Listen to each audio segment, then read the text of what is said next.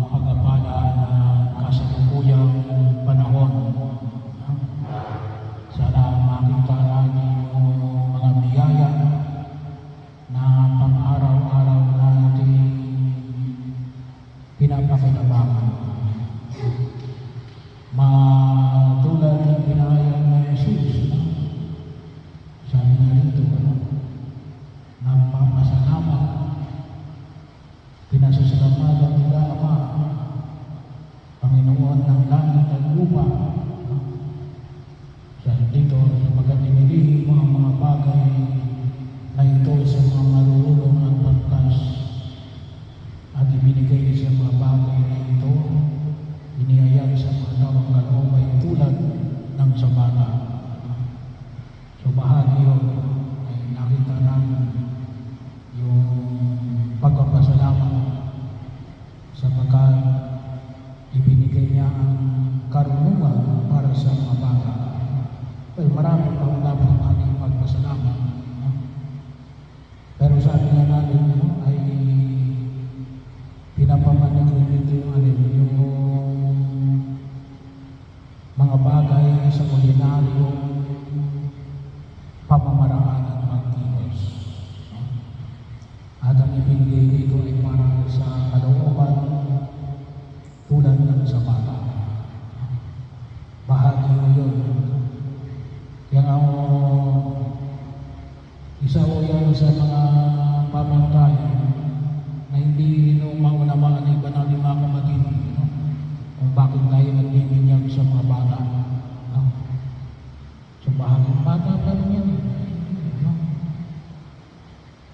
Hindi lang mga biyaya at karunungan na pinagkaloob sa mga bata, at isang pangalan niya yung pinagkaloob ng Diyos natin,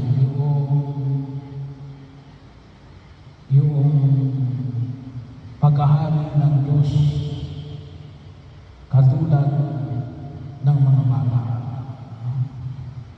Kaya sana muli pinaalala sa atin yung fundamental na bahagi ng ating pananampalataya natin, yung the primacy of grace. Lahat ay biyaya. Lahat ay biyaya. Kabaligtaran ito doon sa mentalidad natin, deserve ko yan. Yan ngayon yung pamantayan ng panahon na yan. Deserve ko yan. Bahagi yun. Well, may mga bagay na sabi na natin ay deserve tayo. Pero una din sa lahat ay makita natin nagsisimula na biyaya ng Diyos. Lahat ay biyaya ng Diyos. Nagsisimula sa biyaya na yung deserving, yun ay mahalaga yun. Sabi na natin, to maintain it. Kasi binigay sa iya, pag ibinigay sa iya, grace yun. Bigay sa iyo eh. Pero to maintain it, para mapangalagaan mo yan, pakikisa rin natin ay Kristong Hari, masasabi natin na kaya nasa iyo yan, ay deserving ka na mapangalagaan mo yan at mapanatili mo yung bagay na ito. So, para ito, tama. Kaya ang una yun, ang pangunguna ng grasya ng Diyos. Yun ang una. Pangalawa lamang yung deserving. Kasi kung minsan, mamantayan ng tao ngayon na yun, nauna yung deserving. Kaya bahagi nyo minsan natin, ay hindi nakikita yung tunay na kalayuan at pagkilos. Kasi akala nila, karapatan nila. Yun ang mga bagay na ito.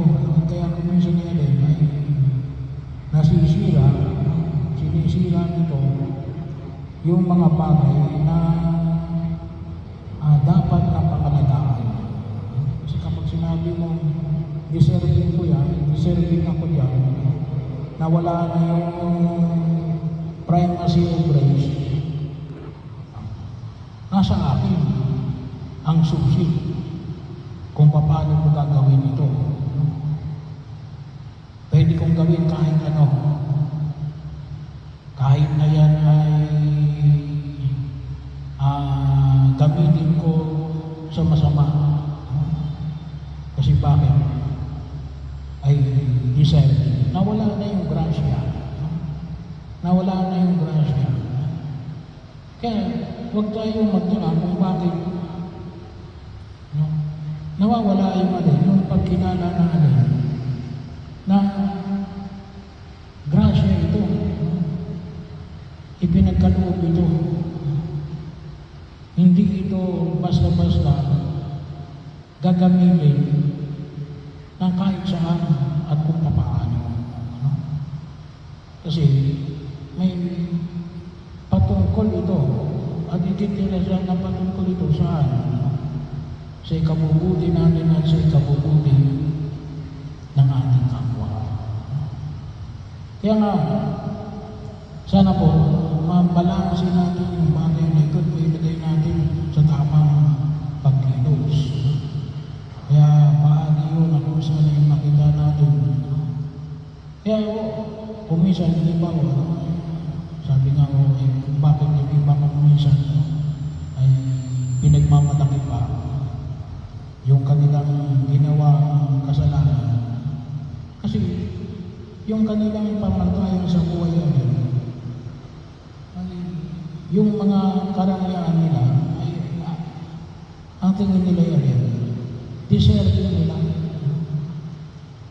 Hindi nila nakikita na una tingin sila, ito ay biyaya ng Diyos. Huwag natin kalimutan yun. Bahagi yun. Kaya nga, mapapahalagahan lang natin na ito, bagay na ito.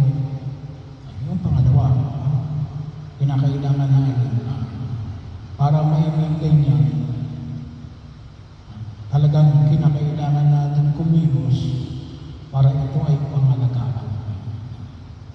Kaya po yung dalawang mahalagang bagay na ito ay kinakailangan magkasama